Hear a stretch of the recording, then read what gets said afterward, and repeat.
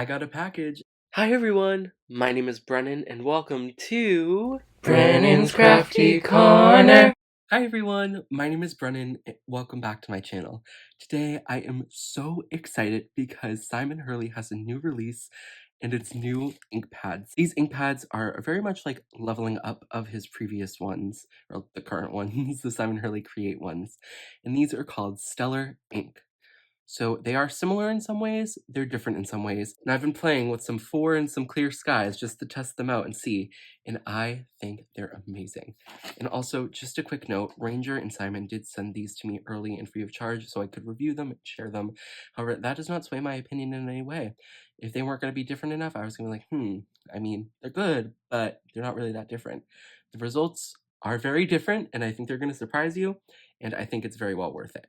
Just for a quick overview of all the colors, we have Later Gator, Weeping Willow, Bee Sting, Prom Queen, Midnight Snack, Clear Skies, Black Widow, Guppy, Shooting Star, and then we have 100% Juice, 4, and High Tide. So some of the colors are new colors, some of the colors are old, and there's also the Stellar Ink refills. If the color already existed in the Simon Hurley Create ink line, it's the same ink. So the same ink that's in the ink pad is the same. The ink pad itself saw an upgrade that betters the results, but if you have the old refills, they will work in ones. So an example, if you had a Later Gator refill for this ink pad, it will work in this ink pad and vice versa. And then in addition to the new ink pads and refills, there's a new blending brush. So this is the ink blending brush in size medium. Right now there is only the size medium. And what it is it has that flat, round, circular brush that you see typically in the larger ones that you hold like this. And then it has a longer handle. So you can hold it like this or like this. There's a bunch of different ways you could hold this and blend with it. So when I first got the inks, I pulled them out right away and I started testing. And these were the results. So this is with the original Simon Hurley Create dye ink pad, and this is with the new Stellar inks. As you can see, the stamping quality is very different and the Stellar inks are definitely improved. The difference here is that the Stellar ink has a foam ink pad. So it's not felt, it's foam, so it's really squishy. And I find that you typically get better stamping results from foam just because you don't get the texture that the felt has. On any felt ink pad that I have, I always get that texture there, and for sometimes you might want this texture, but a lot of times you want a crisp stamping that looks amazing. So the Stellar ink will definitely do that for you. But you don't have to just take my word from it from these earlier tests. We're going to do the same test now. So to start this test, I just have a random Altenew flower layering stamp set. This is the base, so it's a solid stamp, and I feel like a solid stamp is the best way to test this. So we're going to go in using the original ink pad first, the Simon Hurley Create dye ink pad, to set the standard. For both ink pads, I'm going to stamp it twice just to be fair, because I feel like most ink pads, they deserve 2 stamps just because. And I'm also going to rub this down. It's old, it should be fine, but just in case. And now we're going to go in with this one.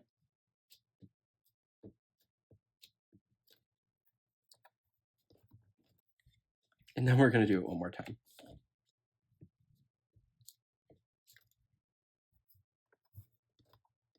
So if we look at this, there is a cool texture there, and you do get almost a highlight in the center, but a lot of times you don't want that texture. So I'm just going to wipe this stamp down to get off any residual ink, because it's only fair. And now we're going to do the same test, but with the Stellar ink. So once again, we're just going to ink this up, and you don't want to press as hard with the Stellar ink, just because it's foam, and if you're pressing too hard, it's just going to swish out everywhere. Foam is less firm compared to the felt, so you don't have to press as hard. You just need a gentle tap. And honestly, we can stop there. With that one stamp alone, compared to 2 stampings with the Simon Hurley Create, the original ink pads, there is a clear difference to me. And this one had 2 goes, and this one only had 1. And as this dries, it will become more smooth, but just look to see the difference. The new ink pad versus the old ink pad. I think there's a winner in my eyes. But like I said, sometimes you might want that texture because, it could look cool on certain cards if you're doing something rustic. But a lot of times you want that perfect stamp. And that Stellar ink it's really good. So let's do some ink blending and make a card. So I'm going to be using half of the GeoCircle stencil set. There's 2 stencils, I'm only using one of them today. So I'm just going to put the GeoCircle stencil down and do my best to center it. But remember, it's a handmade card, not a Hallmark card. If it's not perfect, that's okay. Maybe I just say that to remind myself and it's not really for you all. Okay, so we're gonna make sure that's in place.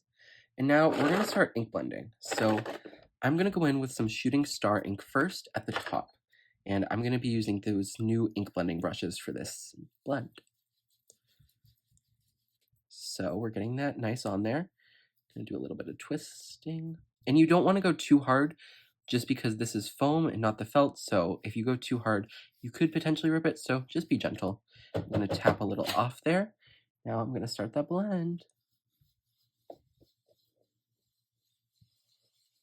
Ooh, that is looking nice. I'm just trying different ways to hold it too, because this is my first time using these brushes. I'm liking that. So we're just gonna go again, just ink that up a little bit more. And we just wanna bring this down a tiny bit more. I'd say that's about like 1/3 of the way down, we'll say. It's about. So now we're gonna go in with that guppy ink, that guppy orange. And we're just gonna ink this up, this brush too. And once again, go in here and blend. See, what's nice about these is that it's not huge, but it's not tiny. So you get it coverage pretty fast, but if you need to get into some smaller areas, you could. Obviously not like super tiny detailed areas, but if you wanted to do some sort of detail blending, you probably could. And lastly, we're gonna go in with some of that prom queen ink. So we're just gonna come in here and ink this up. And we're just gonna tap once again a little bit of that excess off, and we're gonna come in here and blend. I actually don't think I brought that orange down enough, so I'm just gonna go in here with whatever residuals left on there and bring that down a little bit more. And also up here, I guess, a little bit. And just one final touch. Okay, let's peel and reveal and see how this blended. That's nice. I'm liking it, I'm liking it. Now, what I'm gonna do is I'm actually just gonna go in again with whatever residual ink is left on these brushes, and it will see, are we getting harsh lines or are we not? I'm just doing gentle just because we want that subtle transfer of the ink, but we don't want it super dark. Okay, I'm not seeing any harsh lines at all really while blending with these brushes or with the new ink, so that's good. I feel like I need to ink this one up a little bit. There we go. Okay, I just don't think I had enough ink left on that yellow brush. So overall, I'm loving how this turned out. It's pretty good. But I want to do a true ink blending test without a stencil and just one color to see, are we getting any harsh lines? Are we getting any issues with the blending brush or with the new ink? So I'm going to put this background off to the side for a minute. So we're going to go in with some of that prom queen again. And we're going to ignore that. There was just a little ink on the cap, so we can ignore that. So I'm just going to ink this up real quick. Dabbing off. And now we're going to go in from the side here and see, are we getting any harsh lines? How's this blend looking? And right away, I'm not seeing any harsh lines. It's looking really good. It's feeling really easy to blend. It's seeming fairly simple to get it to blend out to white, which is always a great sign.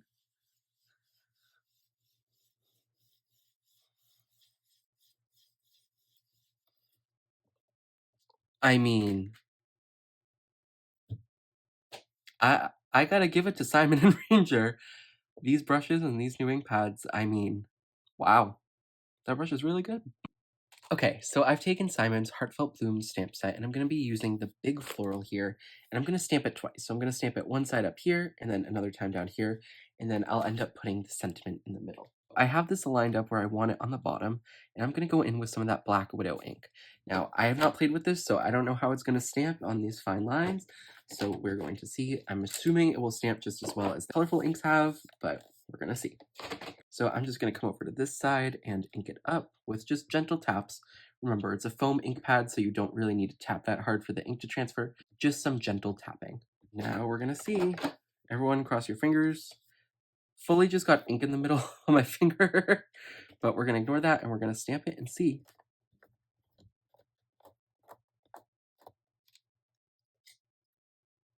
Now that's pretty good if you ask me.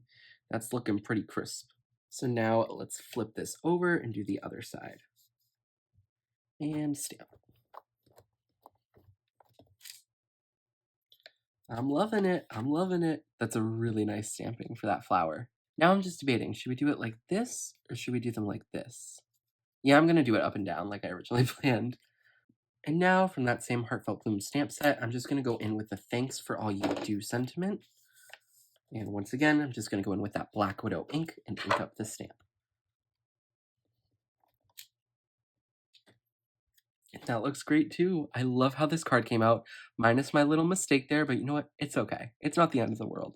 I still really, really love how this card came out, and it was so much fun to play with these inks. They are so much better than I was thinking they were going to be. I assumed they were going to be great, but just in comparison to the original inks, I was wondering how different could they really be? And that stamping, we just look at how crisp that is. It's really crisp. It's nice and crispy. So I think that stamped really well, and I think these inks are really amazing, as well as the new ink blending brushes. You guys saw how easy it was to blend with these and how well the blending is coming out. And to finish off the card, I did something that could never be replicated. I don't know if you all will be able to even do this step, or even imagine how I did this step. I put it on a card base. So our card is done, and once again, thank you so much to Simon and Ranger for sending me these products.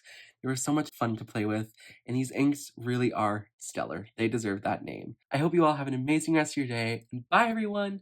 Happy crafting!